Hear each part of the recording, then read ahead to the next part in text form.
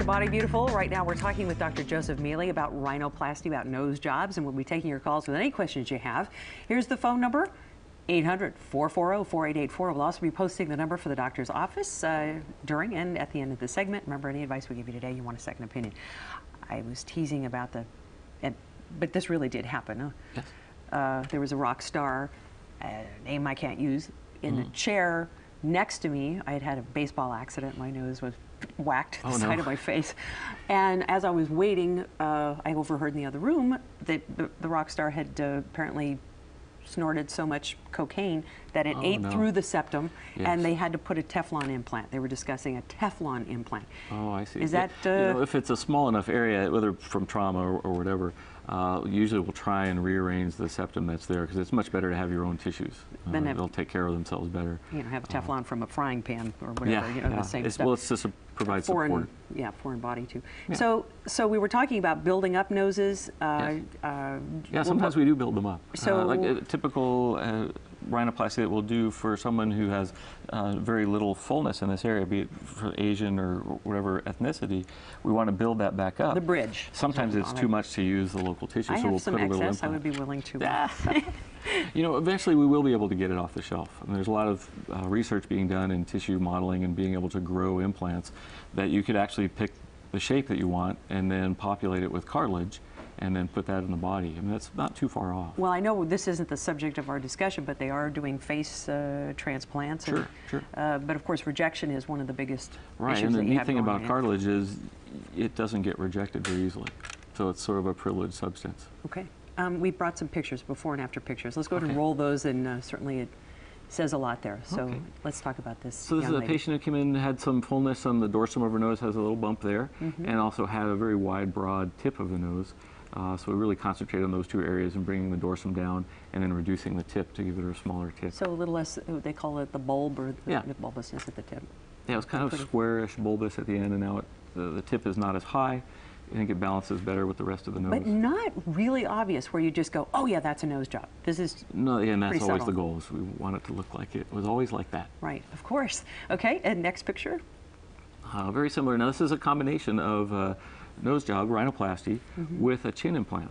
And the reason for that is, again, I like to make sure the proportions of the face are right. Her chin is back behind her lips, and this is a way to bring the chin forwards with an implant. And then that also balances the nose, so it decreases the projection at the tip of the nose by making the chin come forwards a little bit. Okay, but there's no implant in the nose, right? That's the nose is just taken away. down. Yeah, I've just taken down some of that bone and some of the cartilage that's holding the skin of the nose up forwards. And at the tip, really didn't have to do too much. Just reduce some of the cartilage there so that it blended in with the dorsum. And since we've been talking about implants, what material is in the chin?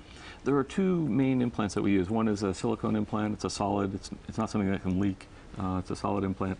And the other is more like a Teflon. It'll actually allow the body to grow into it. And the next picture here? And this is someone who we just did the chin.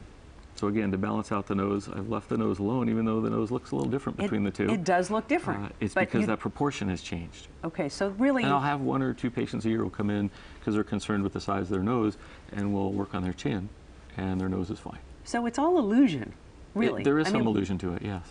Because the proportions matter more than the absolute size.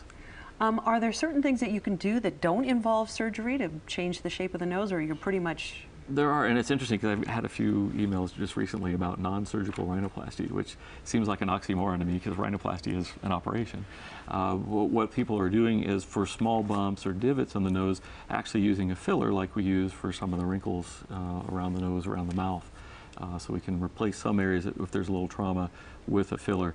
It's probably not going to be permanent at this point. There are some that are permanent, but I'm a little worried about putting hard stuff in the nose that may erode or cause trouble. Well, because at the bottom line, it is a functioning part of the body that, you know, it helps. You can't sacrifice function for appearance. Right. Yeah. I mean, there are also other surgeries, certainly not to be confused. There are the aesthetic surgeries, and then there are also functioning surgeries, people that can't get air up there. There are polyps, spurs, whatever they call them, that, you know, you can actually go internally and clear that out. And most of those are inside. So either the septum can be deviated and block one of the airways.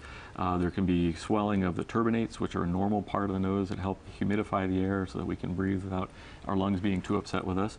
And if those get too big, whether it be just from age, from allergies, it will start to obstruct, and then so we can't breathe. So you can go in and Do you sometimes take care of everything at once? You know, Sure. a nose that maybe has been damaged on the outside perhaps has a lot going on the inside as well, and so you... Yeah, sometimes. And it's very interesting. You can take someone who's not breathing very well, and in the recovery room after surgery, when things are still swollen, they already breathe better. And they're more thankful for that than anything. I can only imagine. We've got to take a quick break, and we're going to be taking the phone calls that are streaming in right now. The subject is rhinoplasty or nose jobs. For more information about Dr. Mele, you can call him directly, 925-943-6353, or check him out on the web at drmele.com. And again, when we come back, we'll be taking your calls and talking about noses on Body Beautiful.